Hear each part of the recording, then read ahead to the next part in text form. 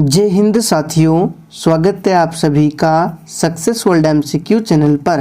दोस्तों, आज की इस वीडियो में मध्य निषेध सिपाही की परीक्षा और बिहार पुलिस कांस्टेबल की नई भर्ती के लिए मैथ्स प्रैक्टिस सेट लेकर आए हैं। तो आज का ये सेशन आप लोगों के लिए काफ़ी ज़्यादा इम्पोर्टेंट रहेगा, तो आप सभी पूरा सेशन को ध्यानपूर्वक देखें।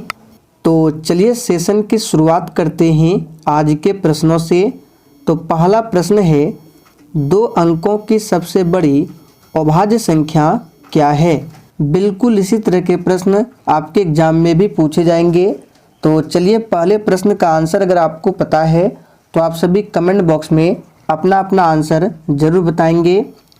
तो देखिए, 2 अंकों की सबसे बड़ी अभाज्य संख्या पूछा जा रहा है। तो सबसे पहले समझिए अभाज्य संख्या क्या होता है।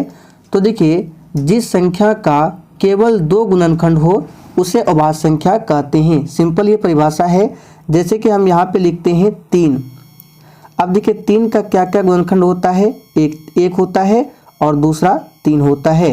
ये 2 संख्याओं के अलावे 3 का कोई भी और गुणनखंड नहीं होता है। जैसे हम यहाँ पे 2 लिखते हैं तो 2 का क्या क्या होगा, 1 होगा और 2 होगा। अब यहाँ पे हम 4 लिखते हैं तो 4 का क्या क्या हो सकता है, 1 होगा, 2 होगा, 4 होगा। यानी कि 1 से भी भाग लगेगा 4 में, 2 से भी लगेगा और 4 से भी लगेगा। तो 4 जो है ये अभाज्य संख्या नहीं है। क्यों? क्योंकि देखिए इसका जो है 3 गुणनखंड है। हमने क्या बताया, अभाज्य संख्या उसे कहते हैं जिस संख्या का केवल और केवल 2 गुणनखंड हो। लेकिन यहाँ पे देखिए 4 जो है 3 गुणनखंड है, तो ये अभाज्य नहीं, ये भाज्य है। अब यहाँ पे 3 देखिए 2 गुणनखंड है, 1 और 3, 2 का भी 1 और 2। इसी तरह से और एग्जाम्पल है, जैसे कि 5 हो गया, 7 हो गया, 9 नहीं हो गया, 11 हो गया। ये सभी जो क्या है अभाज्य संख्या है। तो 2 अंकों की सबसे बड़ी अभाज्य संख्या बताना है।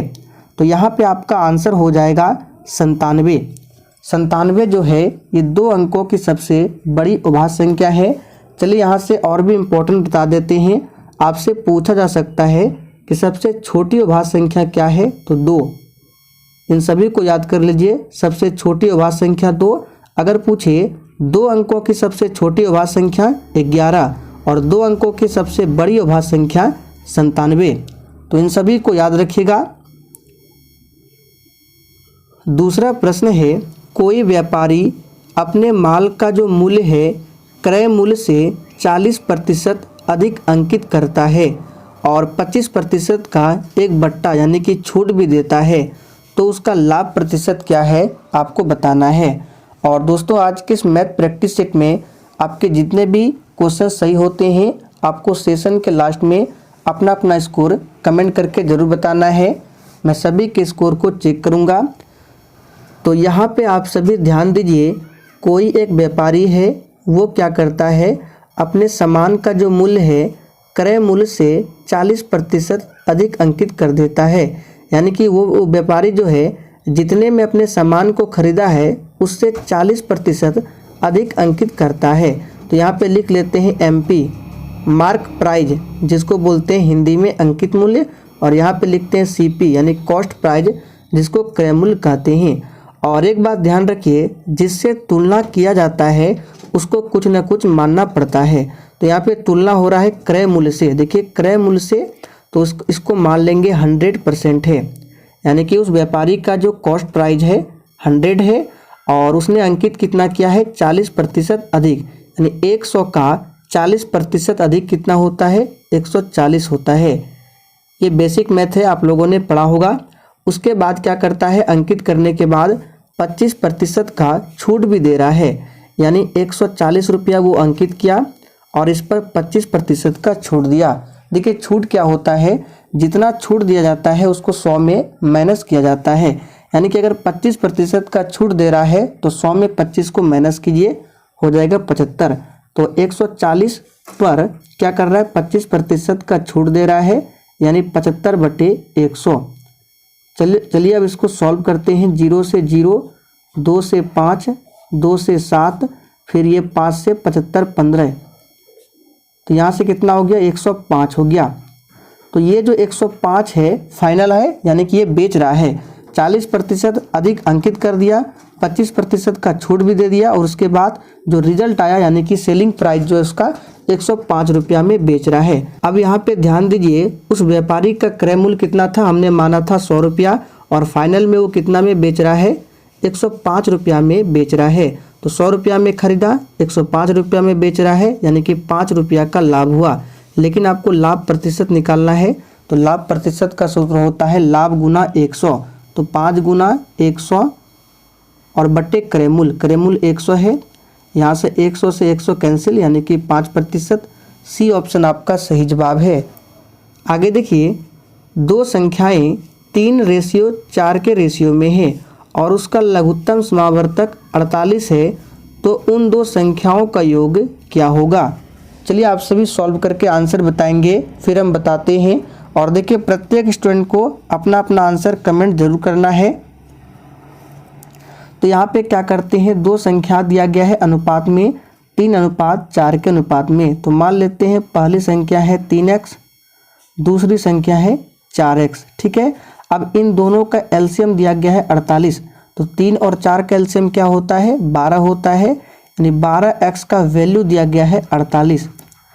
तो यहाँ से x का वैल्यू क्या हो जाएगा, तो 12 से 48 4 बार में, यानी कि x का मान आ गया आपका 4। अब देखिए संख्या क्या है, तो पहली संख्या है 3x और x का मान निकला है 4। तो 3 गुने 4 कितना हो गया, 12। यहाँ पे फिर से इसको लिख रहे हैं, तो 3x यहाँ पे वैल्यू आ गया 12 और दूसरी संख्या था 4x, यानी 4 गुने 4 यानी 16। तो पहली संख्या है 12, दूसरी संख्या है 16। तो बोला जा रहा है कि उन दो संख्याओं का योग क्या होगा, यानी 16 और 12 को ऐड कर दीजिए, आपका आंसर आ जाएगा। यहाँ पे आंसर हो जाएगा बी ऑप्शन 28 है, ध्यान रखेंगे। अगला प्रश्न है, एक पिता की आयु का उसके पुत्र की आयु से अनुपात 5:2 है। यदि उसकी आयु का वर्ष में गुणनफल 1000 हो तो 10 वर्ष के उपरांत पिता की आयु वर्षों में क्या होगी। चलिए आंसर बताएंगे। और देखिए दोस्तों, अगर आपको सेशन थोड़ा भी पसंद आ रहा हो तो प्लीज़ आप सभी सेशन को दिल से एक बार ज़रूर लाइक करेंगे। और इसका पीडीएफ डाउनलोड करना चाहते हैं तो डिस्क्रिप्शन बॉक्स में टेलीग्राम चैनल का लिंक है, जाइए ज्वाइन कर लीजिए। वहाँ पर जाकर बिल्कुल फ्री में पीडीएफ डाउनलोड कर सकते हैं।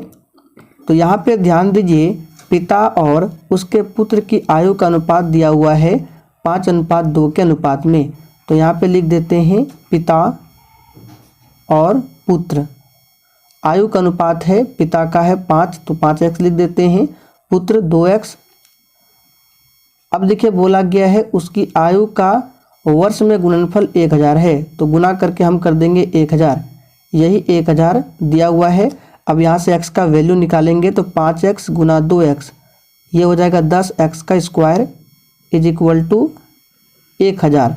10 से 10 कैंसिल, यहाँ से x का वैल्यू हो जाएगा √100 यानी कि 10, यानी x का मान कितना आ गया, 10 हो गया।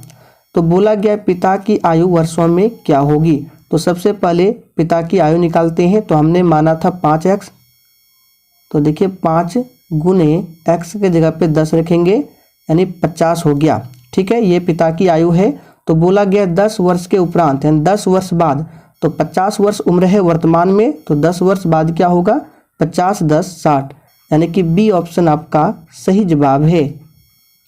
आगे देखिए, यदि a b से 25% कम है तो 2b - a/2 का मान क्या होगा। यहाँ से इस तरह से है 2b - a/2, इसका मान बताना है।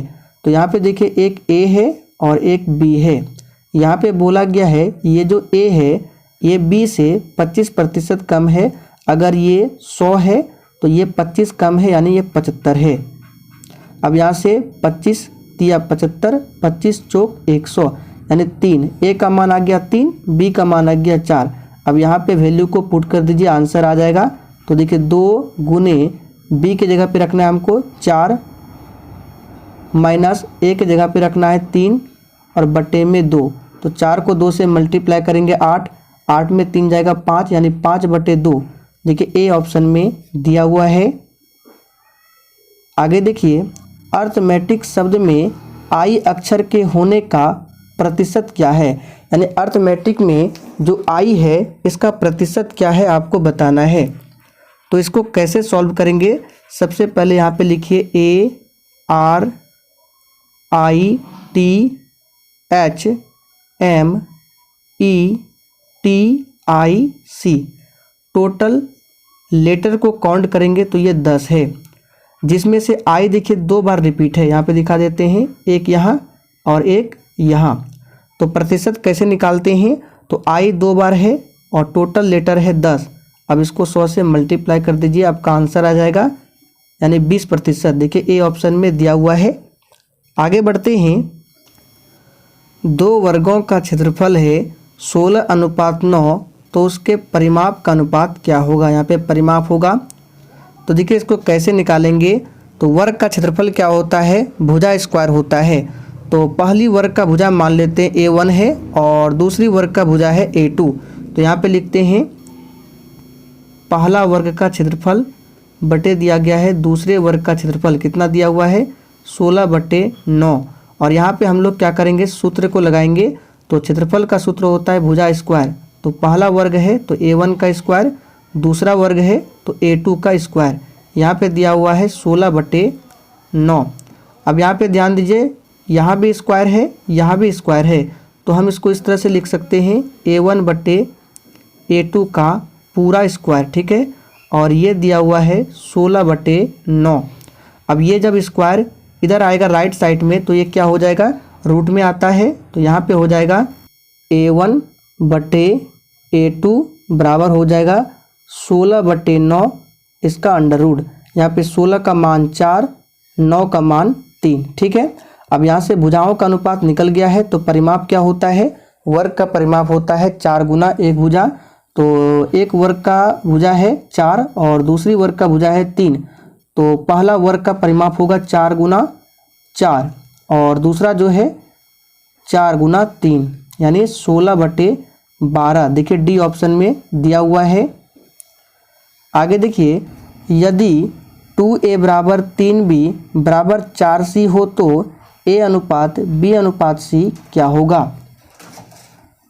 तो देखिए इस तरह के प्रश्न को कैसे सॉल्व करेंगे, जिसका वैल्यू निकालना होता है उसको क्या कर लेते हैं, छुपा लेते हैं, यानी ढक लेते हैं। यानी कि यहाँ पे लिखते हैं A B और यहाँ पे लिख लेते हैं C। अगर हमको A का मान निकालना है तो A को हटा दीजिए। अब देखिए B और C में क्या है 3, 4, इसको मल्टीप्लाई कर दीजिए। तो यहाँ पे लिख देते हैं 3 × 4। अब अगर हमको B का मान निकालना है तो A में क्या था 2A, यहाँ पे थोड़ा सा लिख देते हैं, A में था 2A। अगर B का मान निकालना है तो इसको ढकेंगे और जो बचा 2 और A में बचा 2 और C में 4, तो यहाँ पे लिख देंगे 2 × 4।